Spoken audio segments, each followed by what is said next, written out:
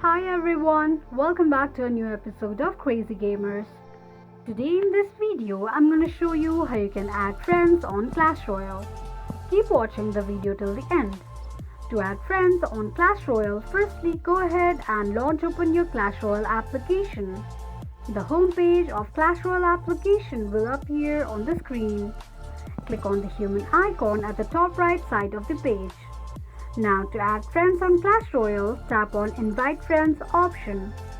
You can add or invite your friends through any social media and tap on it.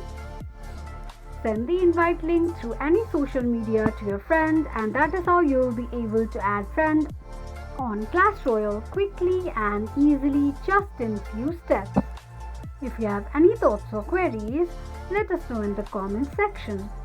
Don't forget to subscribe to our channel. Also press the notification bell icon so that YouTube will notify you whenever we post a new video. I hope this video was helpful to you. Thank you so much for watching.